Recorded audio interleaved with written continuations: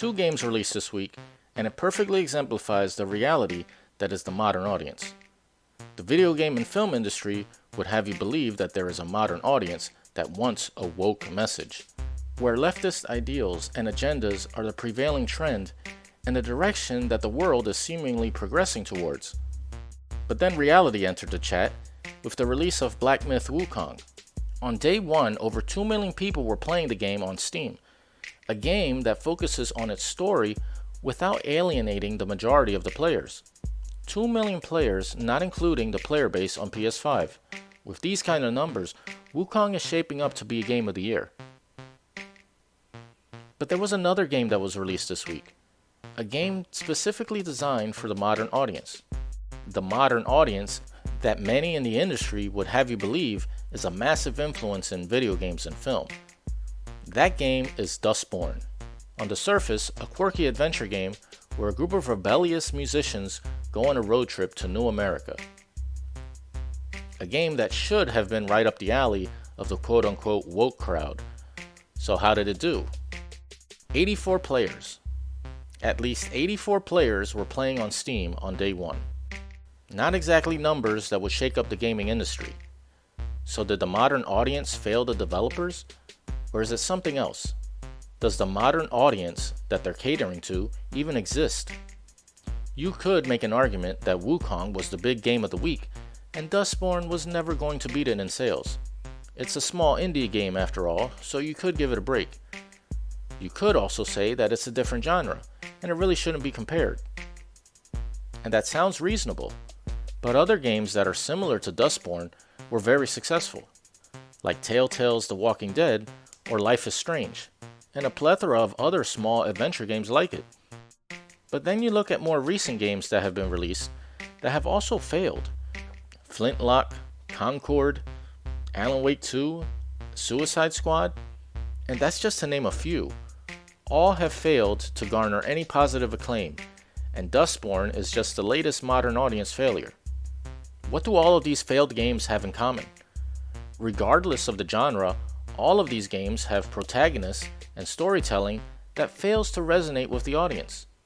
Not a modern audience, just the audience. Because a modern audience doesn't really exist.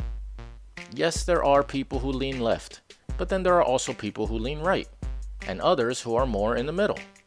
So when you make a product, you usually prioritize the market that exists. That would be the sensible thing to do when video games and movies cost millions of dollars to make. But some developers prioritize a modern audience that they believe is big enough and influential enough to sustain an industry. An audience that they believe is more modern in sensibilities. The audience of the past was problematic. So movies and games that featured heroic men and attractive women is insensitive to the modern audiences. So what if you're a weak man or an ugly girl?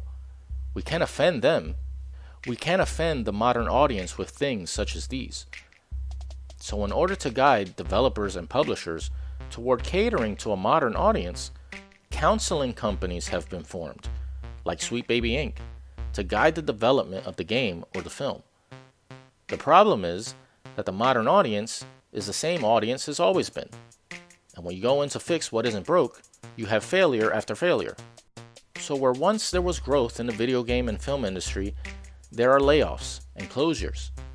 Trying to cater to a modern audience may just be a part of it, but it's a part that is directly observable when it comes to sales and audience retention.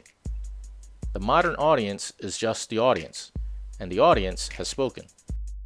Unfortunately, even with all of these failures, these companies will continue to hustle, claiming that anything less than conforming to their agenda is hostility, and that there will be consequences. So when the developers of Wukong decided not to pay for sensitivity counseling from Sweet Baby Inc., there was an immediate backlash from game journalists, claiming that the developer had employees that were sexist and misogynistic, the usual insults that ultimately turned out to be a false mistranslation. But this wasn't a mistake. This was exactly the MO for these companies. Put this stuff up to your higher-ups, and if they don't see the value in what you're asking for when you ask for consultants, when you ask for research, Go have a coffee with your marketing team and just terrify them with the possibility of what's going to happen if they don't give you what you want. There's like a genuine value that you can impress upon them with both ethically and financially. Do as we say, or else be dragged through the mud, whether it's true or not. Even the entire country of Japan is being called racist for not accepting a black samurai who may or may not have even existed, and who may or may not have even been a samurai. But the grift has to continue in order for these companies to make money. So the myth of a modern audience needs to keep being repeated. Even if it fails, it must continue. So you have investors who will continue to grift by design. The BlackRock CEO said as much. That's an investment criteria for you. Well, behaviors are going to have to change, and this is one thing we're asking companies. You have to force behaviors, and at BlackRock we are forcing behaviors. We added 4 more points in terms of diverse employment this year. You know, what we're doing internally is if you don't achieve these levels of impact, your compensation could be impacted, okay? We're doing the same thing. And so it's just, you have to force behaviors. And if you don't force behaviors, whether it's gender or race or just any way you want to say the composition of your team, you're going to be impacted. We're going to have to force change. They need to force these ideals, the message. But to what end? What's their end goal? Maybe that's a video for another day, but trust me, it ain't good. If we reflect on entertainment from even just a decade ago, there was diversity in all forms of media. For example, no one cared if there was a black lead. It wasn't considered a brownie point that some company used to manipulate a producer. Wesley Snipes launched the entire Marvel Cinematic Universe, but now they can't even make a Blade 4 without issues. So what changed? It seems like there really is a modern audience, but it's not us, it's them. They are the modern audience. They need you to assimilate to their way of life, to their ideals and diagrams. They need you to become the modern audience. So if it takes a few companies shutting down, so be it. The message must continue, and investors like BlackRock will pay the bill. There's certainly more going on with the world than just some silly movies or video games being too woke.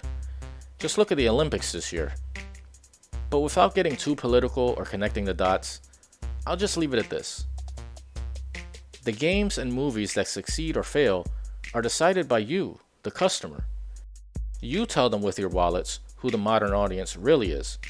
And when they cry and moan about how bad you are for not liking their products, just sit back, eat your vanilla chocolate swirl, and smile. Because in the end, you have the power. Carry on, modern audience. Till next time.